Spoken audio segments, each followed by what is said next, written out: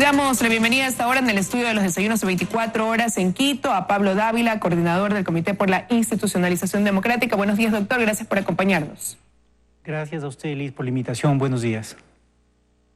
Bueno, como ya lo mencionaba, la Corte Constitucional la semana pasada dio luz verde a este planteamiento que realiza el Comité por la Institucionalización Democrática, aunque con algunas restricciones ya dentro de los lineamientos, ya de una propuesta macro que ustedes plantean como comité. ¿Satisfizo precisamente la respuesta de la Corte, la expectativa que ustedes tenían?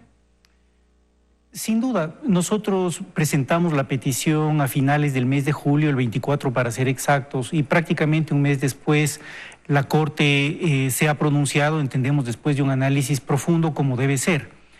Uno de los elementos más importantes para nosotros es rescatar en la práctica con nuestras peticiones, pero también con nuestras respuestas hacia dichas peticiones, la institucionalidad pública. Creemos que es muy importante entender las reflexiones, los argumentos que ha planteado la Corte, respetarlos y seguir adelante. Para que el país conozca, nosotros hicimos una petición que contenía y contiene 82 artículos. La Corte Constitucional, en esencia, ha aceptado que se trata de una reforma parcial para modificar la Constitución en los tres elementos fundamentales: eliminar el Consejo de Participación Ciudadana, darle independencia a la Fiscalía General del Estado y hacer una reforma estructural en la Asamblea Nacional. De los 82 artículos, la Corte Constitucional ha hecho observaciones de carácter jurídico a 5. Es decir, menos del 10%, poco más del 5% en realidad de los artículos que nosotros hemos presentado. En esencia, la Corte Constitucional ha observado la petición que hacíamos para poner como 21 años al menos la edad necesaria para ser asambleísta como parte del Poder Legislativo. La Corte Constitucional también observó el requisito de formación profesional y experiencia profesional que habíamos puesto para ejercer el cargo de senador en la Asamblea Nacional. Finalmente, la Corte Constitucional también hizo una observación sobre los requerimientos que estábamos poniendo para poder acceder al cargo de asambleísta, ya sea como representante o ya sea como senador, en el sentido de que si una persona quería presentarse como candidato, pero tenía un llamamiento a juicio penal, eso debería ser un impedimento para el ejercicio del cargo. Y la Corte ha considerado que eso no es pertinente porque afecta la presunción de inocencia. Eso es, en términos generales, las observaciones que ha planteado la Corte. Nosotros somos muy respetuosos del pronunciamiento del máximo órgano de justicia constitucional. Eliminaremos de esos artículos, de esos 5 artículos que contienen las observaciones de la Corte Constitucional, y procederemos inmediatamente a pedir al Consejo Nacional Electoral que nos entregue los formularios pertinentes para recoger las firmas de respaldo para nuestra petición, excluyendo los 5 artículos que fueron observados por la Corte. Ahora, la Corte mencionaba que no entraban estos artículos que usted menciona dentro de esta reforma parcial a la que ellos darían luz verde porque consideraban que se restringían derechos y garantías. Al momento de ustedes aceptar eso de ahí, estarían de cierta forma aceptando que sí podría haber esa restricción de derechos al poner, por ejemplo, limitar que la edad para que una persona pueda ocupar un puesto dentro de la Asamblea sea 21 años y no 18 como es ahora, o el hecho de tener una preparación de un título de tercer nivel, más 10 años de experiencia, excluyendo a muchos de los que hoy por hoy conforman quizás ese poder legislativo? Como usted podrá comprender, Luis, y creo que el país podrá comprender también, nosotros desde un inicio nunca pensamos que nuestra petición total podía restringir ningún derecho previsto en la Constitución de la República. Al contrario, los 4 objetivos fundamentales que nosotros planteamos en nuestra propuesta siempre fueron los siguientes: defender el Estado de Derecho, fortalecerlo; segundo, fortalecer el control en las instituciones públicas y entre las instituciones públicas; tercero, fortalecer la calidad en la administración, en la prestación de servicios dentro de la administración y del Estado; y finalmente, fortalecer los principios de ética pública. Dentro de lo que se refiere a la calidad en el servicio público, consideramos nosotros en esa línea de reflexión que era imprescindible subir la edad para el ejercicio de legislatura y también para el caso particular de la Cámara de Senadores, tener mayor experiencia por edad, por práctica profesional y por probidad en el ejercicio de cargos. Y esa siempre fue nuestra línea de reflexión. Hay que pensar que la misma Constitución reconoce que se deben ejercer cargos públicos en función de méritos, y esa era parte del análisis que nosotros habíamos puesto para poner estas normas. La Corte Constitucional hace un análisis jurídico. Este análisis jurídico tiende a definir si es que las propuestas, en este caso de reforma parcial, son legítimas, son eficientes a la hora de conseguir el objetivo que se plantea, y en esa línea ha considerado que los 5 artículos a los que nos hemos referido no son o eficientes o no son legítimos para cumplir el objetivo que se ha trazado, y nosotros entendemos la reflexión de los jueces, aceptamos la reflexión de los jueces, tendremos que sacar esos artículos, pero defendemos, eso sí, que en esencia la gran mayoría del articulado que nosotros hemos propuesto ha sido aceptado por la Corte Constitucional, y más allá de los artículos particulares, los principios que defienden esta propuesta y que ahora la planteamos al pueblo ecuatoriano han sido aceptados por la Corte Constitucional, y vamos a impulsar esta reforma parcial para el cambio estructural en nuestro país. Ahora, si bien es cierto, ustedes han dicho, doctor, que ven con positivismo este pronunciamiento de la Corte Constitucional, sí me detengo en estos 5 artículos, que son una minoría versus la mayoría que fue aprobada por la Corte, porque hasta qué punto ese análisis jurídico puede intervenir en ese objetivo puntual de dar paso a esa institucionalización del país, también a través de tener un poder legislativo probo al momento de que se regresa a la función de designación de autoridades, porque eso es lo que se ha buscado al tener esta propuesta de bicameralidad dentro de la Asamblea, tener un Senado, pero conformado por los mejores elementos. Y por eso ustedes ponían este planteamiento de que se aumente la de las personas, de tener una experiencia, una vasta experiencia y también un título que los acredite, más aún conocido, cuestionado durante mucho tiempo cómo se ha venido conformando la Asamblea, por el hecho de captar votos, más no por quizás la preparación de muchas de las personas que llegan a obtener una curula en el mismo. Entonces, ¿hasta qué punto este análisis jurídico sí puede interferir con ese objetivo o con el cumplimiento 100% eficaz de ese objetivo que ustedes se planteaban en este sentido como comité? Bueno, los requisitos para acceder a los cargos es uno de los elementos de toda reforma estructural.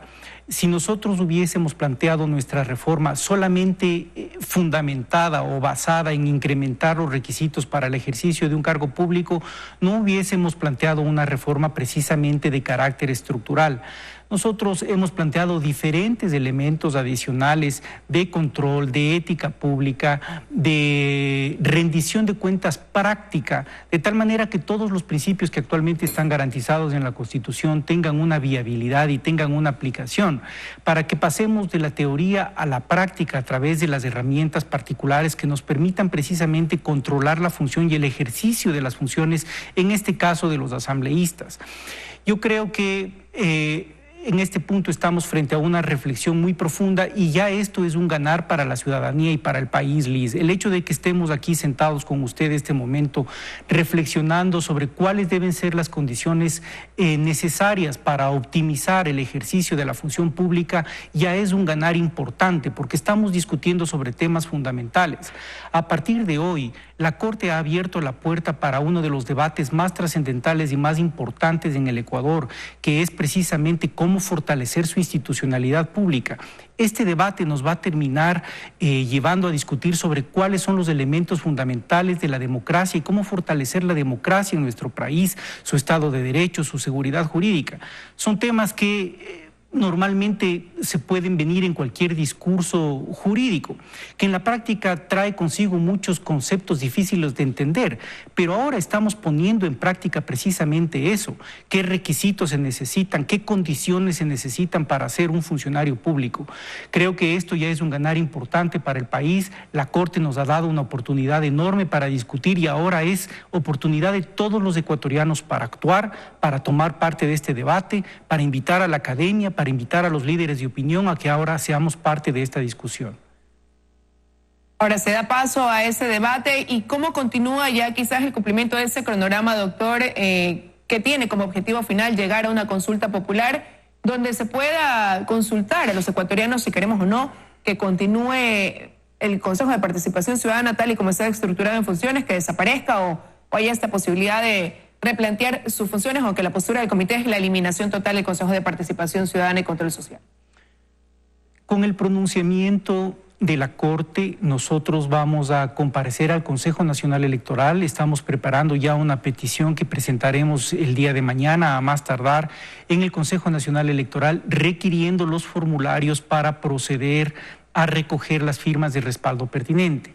Una vez que la Corte Constitucional ha dictaminado que la vía pertinente para la reforma que nosotros planteamos es la reforma parcial, requerimos el 1% del padrón electoral de respaldo para, con las firmas de respaldo necesarias para poder avalar esta petición y presentarla a la Asamblea Nacional.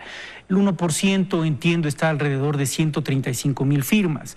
En esta semana mismo, como decía, esperamos nosotros el pronunciamiento del Consejo Nacional Electoral, obtener los formularios pertinentes dentro de las normas reglamentarias del caso y salir a recorrer el país inmediatamente para efectos de levantar las firmas de apoyo entre los ecuatorianos y promover este debate que veníamos conversando con usted, Liz, tan necesario en el Ecuador. Bueno, no solamente el Comité por la Institucionalización Democrática presentó algunos planteamientos a la Corte Constitucional, y respecto a eso, por ejemplo, Michelle Aulesia, presidenta del movimiento Ahora, expresaba en su cuenta de Twitter que en los próximos días iban a expresar oficialmente al comité su voluntad de sumar esfuerzos. ¿Dejarían ustedes esta posibilidad abierta de precisamente ir sumando esfuerzos en el camino para la recolección de esas 135,000 firmas que se requieren? Por supuesto que sí. El objetivo fundamental, Liz, para nosotros es lograr realmente una propuesta de carácter ciudadano. Eso es lo más importante y eso ha sido la base de esta gestión desde su nacimiento y en todo su desarrollo. Para nosotros lo más importante es llegar a feliz término con un objetivo fundamental, que es el fortalecimiento de la institucionalidad pública. Para ello hay que sumar absolutamente todos los esfuerzos posibles. Desde un inicio hemos aclarado que esta es una propuesta de carácter ciudadano, siempre se mantendrá en esa naturaleza y defenderemos la opinión y el pensamiento de los ciudadanos. Todas las organizaciones sociales, todas las estructuras de representación ciudadana del país están invitadas a participar, a sumarse si es que esa es su voluntad en este proceso. Para llegar a feliz término, nosotros necesitamos la colaboración y el apoyo de todos los ecuatorianos. Es momento de actuar.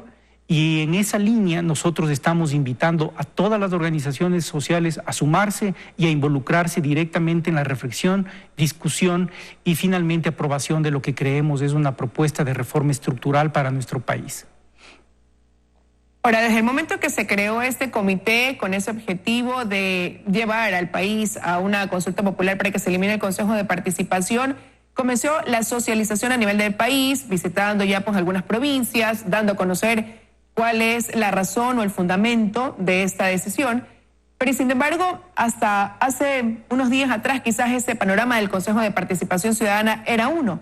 Dentro de un ambiente turbulento, muy cuestionado, lo cierto es que se da paso a la destitución de 4 consejeros y a la censura, y se renueva esa conformación del Consejo y ahora parece ser con un criterio homogéneo, pero también democrático. Si bien esos consejeros han dicho que respetarán la voluntad popular en torno a la suerte que correría este organismo, también es cierto que tienen un discurso de trabajo encaminado a promover esa participación ciudadana, a luchar contra la corrupción. ¿Hasta qué punto puede preocuparles el hecho de que en el camino ese consejo vaya cambiando la imagen que tiene ahora ese organismo y pueda llevar a esas personas que estaban a favor de una eliminación a reconsiderar esa postura?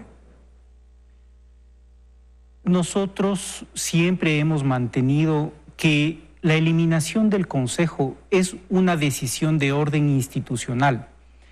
El problema no está en las personas, el problema está en la institución, en las atribuciones, en lo que se establece en la Constitución como responsabilidades de un órgano que desafortunadamente no tiene ningún rol, no ha cumplido ningún rol.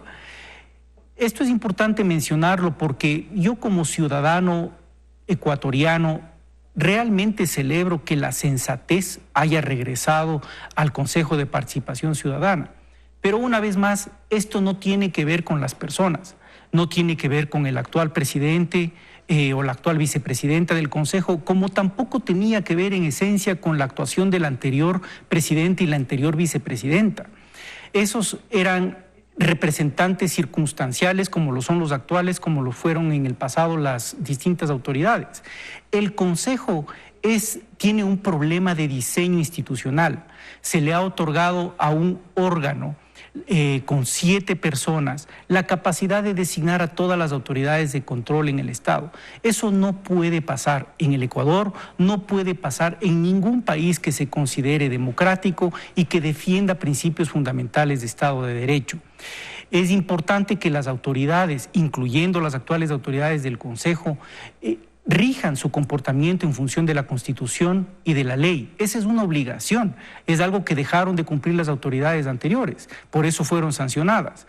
Sin embargo, más allá de que todas las autoridades públicas tienen la obligación de someter su comportamiento a la ley, a la norma y a la voluntad de los ciudadanos, todos estamos obligados también a reflexionar sobre la virtud de las instituciones, y esta es una institución que desafortunadamente no tiene virtudes. Al contrario, ha demostrado ser absolutamente corrosiva para la democracia y el Estado de Derecho en nuestro país. Quiero agradecerle con esto su presencia esta mañana aquí en los desayunos de 24 horas, doctor. A usted, Liz, gracias.